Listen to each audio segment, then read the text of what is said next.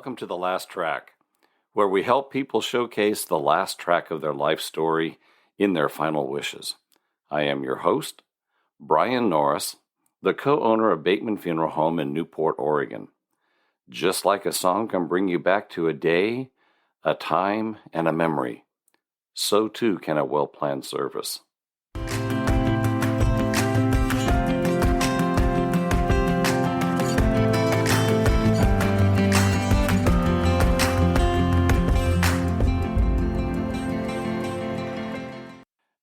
And today, we're going to be talking about a few religious rituals and religious beliefs that happen during funeral services.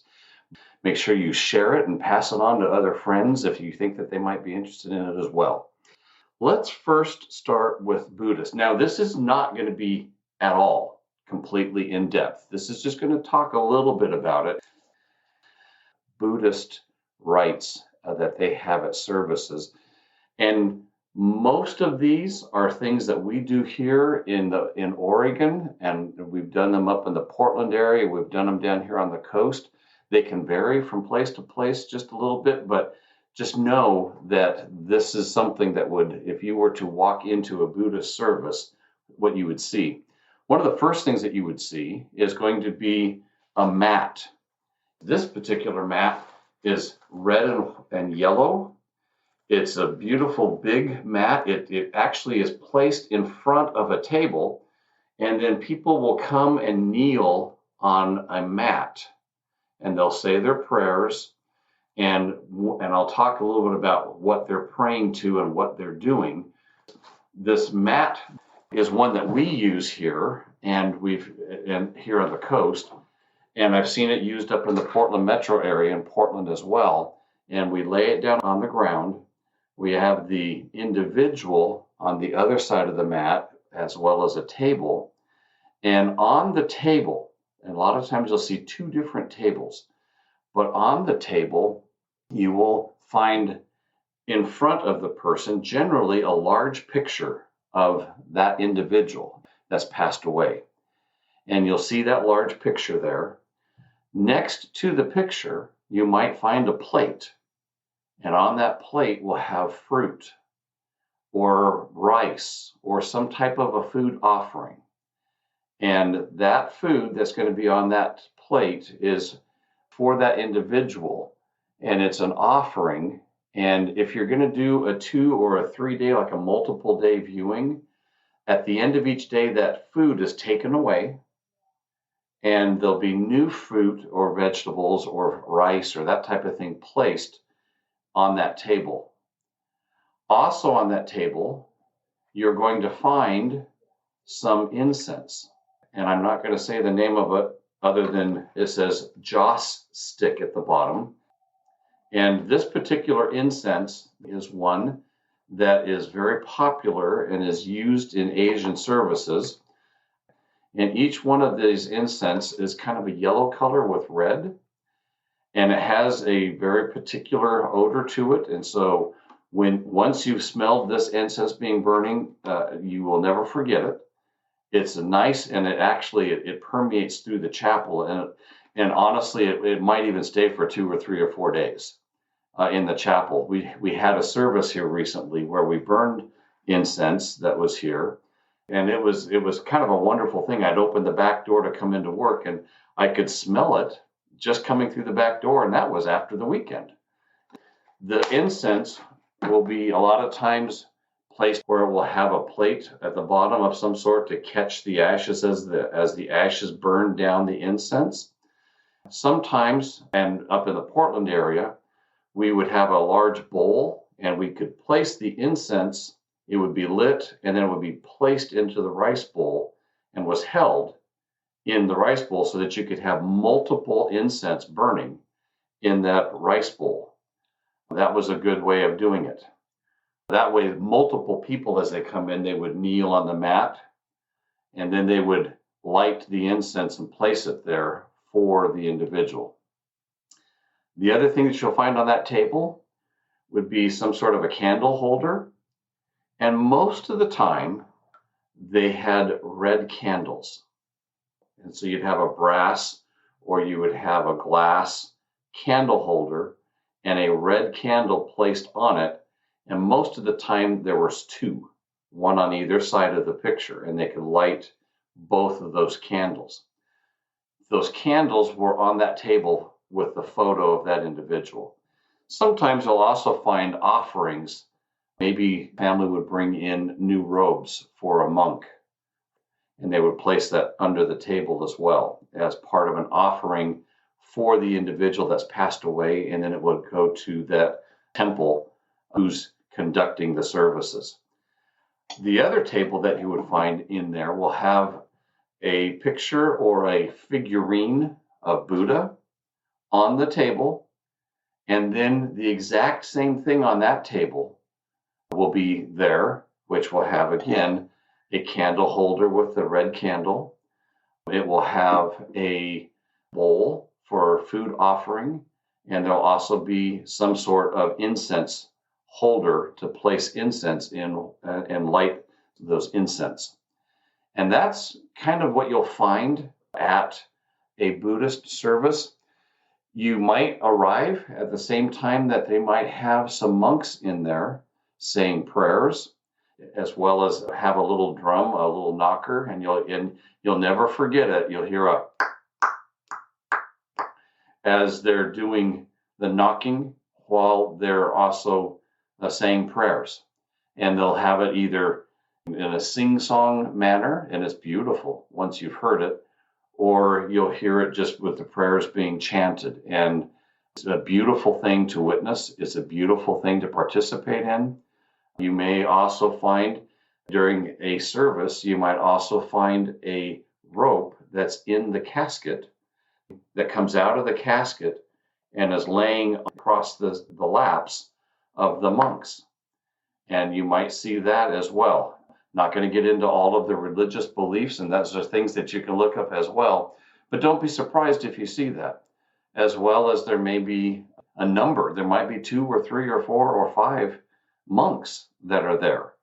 And depending on the individual, depending on kind of the status of the individual, as well as maybe that person may have been a member of their temple for years. And so you're going to have multiple monks that'll be there. Some of them you might even find are brothers or the father or a son sitting in as well with the monks, helping to do the service. So don't be surprised if you see that as well. But that is kind of just a very brief delving into a Buddhist service. One other thing I might to mention too is depending on the age of the person that has passed away, sometimes you'll see them with a deep red wearing that. The older that they are, the more red that they will be wearing, the deeper red. And it gets lighter and lighter until you can have almost kind of a pink color. And we had some younger people pass away, and so they had lighter, more pink-like items instead of a dark red mat and dark red candles. They were lighter. And that was something that I was informed as well, which is an interesting aspect. You also might find people wearing, a ribbon around their arm. It'll be a white ribbon that's tied white and black, depending, on the sex of the individual and the relationship to them, so that way each different ribbon around the arm represents a different relationship status to the person that's passed away. It might be a son or a daughter, it might be a grandchild, that type of thing. That will also let you know as well who's there and who's the relative and what degree of relationship they have. So those are some things to look into. Very interesting. And let me stop for a second and tell you, it is an absolute honor to be able to serve these families, to be able to be welcomed, to be an observer and sometimes a participant in these really special, sacred rituals. And it's a special honor to be given, to be trusted enough to be able to be involved in these types of services. And I'll tell you, that's one of the reasons to get into this industry, And I'm not trying to sell you to get into the industry. I'm just telling you one of the reasons I'm in it, because this being able to do this for a family is extremely sacred, and it's a great honor. Let's talk a little bit about some Catholic services. Normally, there's going to be some holy water that's going to be involved, and that water will have been blessed, maybe at a grotto, or maybe a father has blessed that water. And that's going to be used at different times during a service, especially if you're at a church or if you're here, as the casket enters into the narthex and gets into the beginning part of the chapel. You'll see a casket stop. And then at that point, there'll be some prayers. And then there's going to be a pall. And a pall is just, it looks like a blanket of some sort that goes over a casket. If you see somebody coming in with a flag on the casket, that flag will be removed. First off, you can't place anything on top of a flag. But second, the flag will come off of the casket and be placed in the back on a bench. If there's flowers on a casket, if there's a beautiful casket spray on it, that casket spray is going to come off that casket and be placed at the back of the church on a pew. And then a very simple, sometimes elegant, but mostly pretty simple, there's going to be a pall or like a blanket placed on the casket. On that will probably have a cross. Sometimes you'll see it with where it looks like a very standard cross, and it's just a normal cross, and it might be in the design of the pall, and so that is going to be placed on the casket with the cross at the higher end of the cross over the head portion of the casket. Most of the time there's going to be a universal pall, and that's because people just can't seem to get it right. And that's good for us funeral directors too, because sometimes it's kind of stressful and you're trying to make sure you're getting everything right, and you're laying the pall and you're having the pallbearers or yourselves placing it over, and you get it upside down. If it's a universal, it literally is like a cross going right exactly through the middle of the casket, so you can't screw it up. But the pall will go on everyone. And if you listen really close to what the priest is saying, or whoever's the officiant of that service, they will say something to the effect that everyone is born into this world the same, and everybody goes out of this world the same. And it's a pretty poignant thing to say, because when you're born into this world, you're naked and you're just like everybody else born into this world. We all come into this world the same. And when we die, the manner of death may be different for everybody, but the result is still the same. And there's always that saying, you've never seen, a trailer hooked on the back of a hearse going to a service, because everybody goes out of this world the same.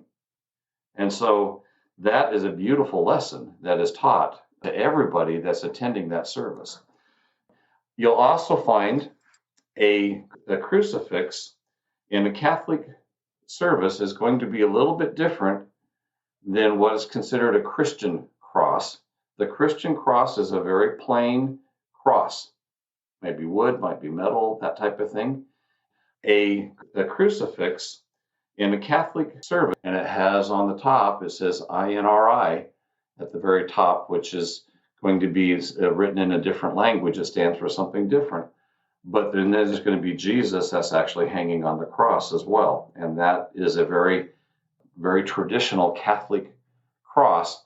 A lot of people are placed in the casket with one of these, and it's sealed in the casket with a person holding one.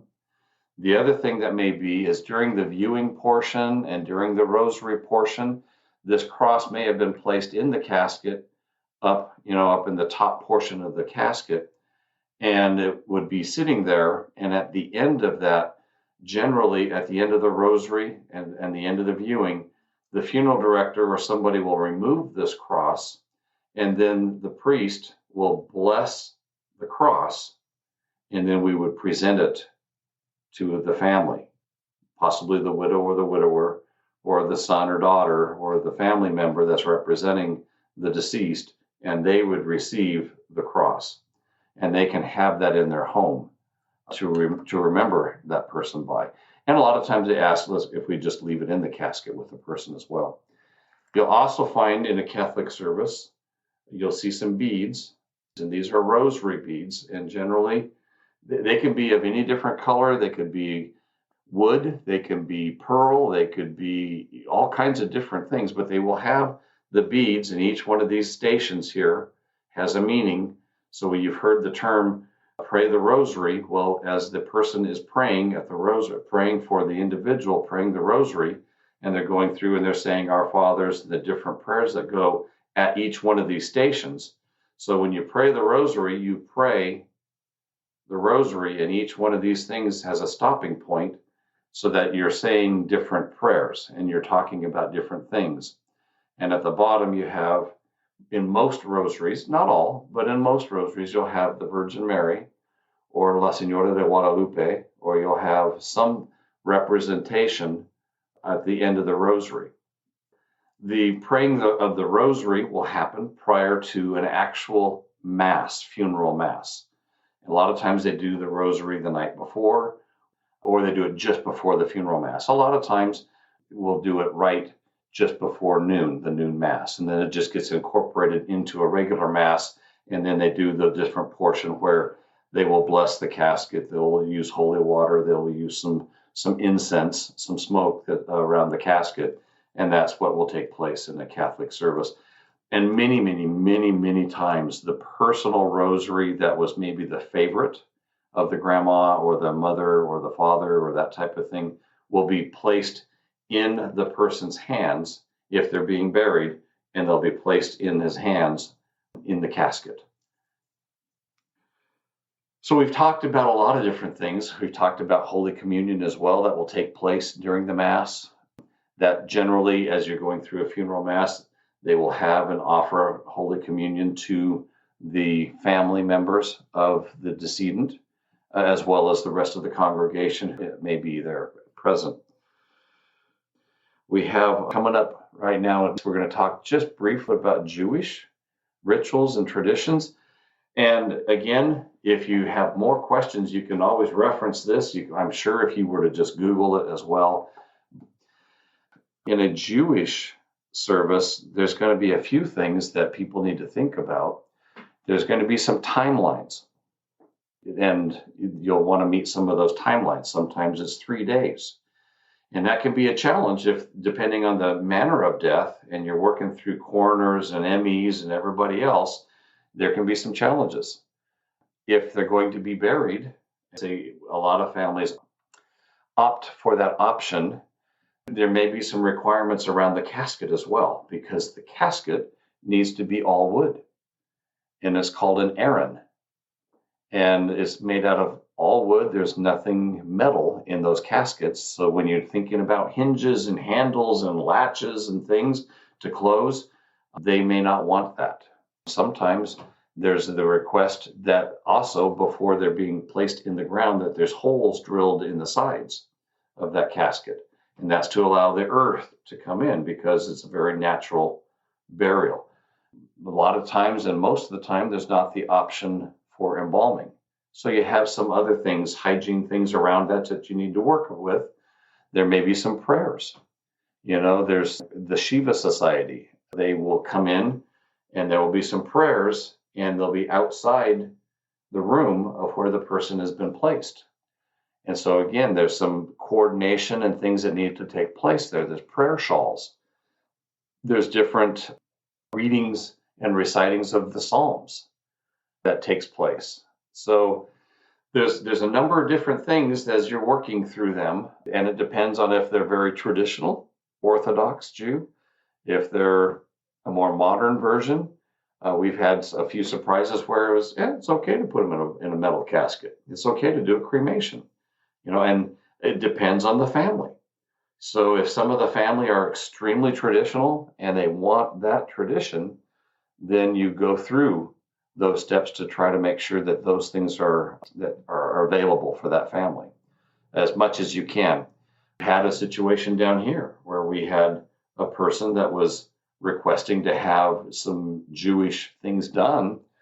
And because of the manner of death and that type of thing, it was really difficult. But let me tell you, we worked as close as we could with them to be able to have somebody sitting outside saying the prayers, watching over the deceased, those types of things. We did everything we could to try to accommodate the beliefs of that individual. Mormon LDS religions have different beliefs and different traditions. There's something that's called if they've gone through the temple. That means that the person has gone to the temple and received their endowments. That are some special blessings and things that take place in the temple.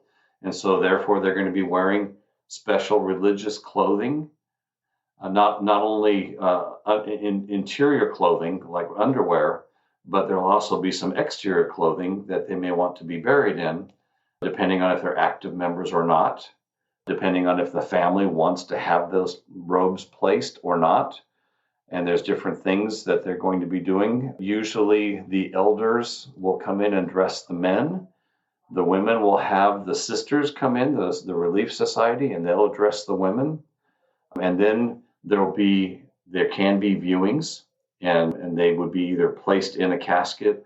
Sometimes if they're going to be cremated, they're just on a table in their temple clothing. And then people will say their final goodbyes. And there's different things that take place with that as well. And I don't want to get into too many sacred things about that, but just know that if you have an LDS friend and you're not LDS yourself and you go to a viewing, then you can expect to see some temple clothing if they were temple endowed. You'll see, rather than just a suit and a tie or their army uniform or that type of thing, you'll see the robes and the clothing of that individual. And it's okay to come in, and it's okay to talk to the person and talk to the family members in the area, and just know that it's just part of the rituals and traditions of an LDS, or commonly known as Mormon families, that is what you'll find. Latter-day Saint is what I mean. Eastern Orthodox, they're going to be reading out of Psalms 118. There'll be some scriptures and prayers and some hymns that are going to be sung. There's a cantor generally that's going to be there. Let me tell you, one of the most beautiful voices I've ever heard personally in my life was a Russian Orthodox cantor. And a cantor is the person that sings. And her voice, let me tell you, if you've ever wanted to hear what an angel sounds like, oh my heavens, I was in the Vancouver Funeral Chapel, a Russian Orthodox service, and the traditional Russian Orthodox priest came in. He had the long beard. It was beautiful. And he was in there, and he was swinging his incense, and the cantor was behind him, and he was coming in with this big cross, and they were walking. And the cantor, she sung so beautiful. It just echoed in the rafters all through the chapel of the building. It was just beautiful. But anyway, I digress. But those are some of the things that you're going to be doing. There's going to be a visitation that takes place if they are having a visitation ahead of time. The mourners will circle the casket, or the open casket, in an anti-clockwise manner. They will stop and take time to kiss the person who has died. They may lay some flowers on their chest as well, or in the casket with the person. At the graveside, the mourners will follow the casket to the cemetery, and they will have a short graveside service there as well. And that's fairly true of all these other religions as well. They'll have some sort, but they'll process behind the priest, and there's a certain order that you'll want to put them in. And Eastern Orthodox is one of those religions that people don't remember a whole lot in the U.S. And there's actually, especially since we had a lot of influx of Russian families that have come to the States, the Russian Orthodox religion has become quite large in the country. So let me tell you, this is one of my favorite subjects. This is one of the reasons that I do what I do, because it's an honor. It's amazing to see people all around the world with different beliefs and different traditions and rituals. It's pretty cool. And let me tell you again and emphasize, it's an absolute honor to do. Well, we have reached that time in our podcast where we take a time and we take a moment and we remember all the families that are experiencing a loss, and we light a virtual candle in their memory. Let's take a moment.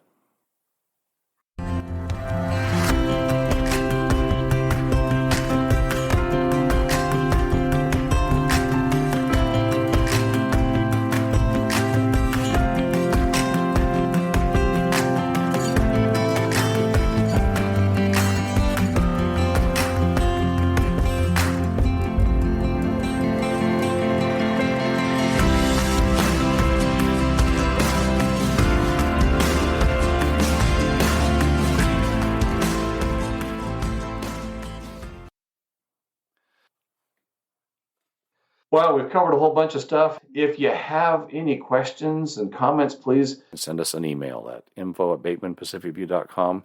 If you have a different religion that you'd like us to cover, please send us an email at info@batemanpacificview.com. This has been The Last Track. I'm Brian Norris. You can find out more about Bateman Funeral Home at our website at batemanpacificview.com. You can visit us on our website, and you can also leave us messages there, or you can visit us on Facebook. If you have any feedback or any questions about today's episode, you're welcome to call us at 541-265-2751, or you can send us an email at info@batemanpacificview.com. We would love to hear from you. Make sure to listen to our other 2 podcasts in this trilogy. Please send us to your friends, and thank you for listening.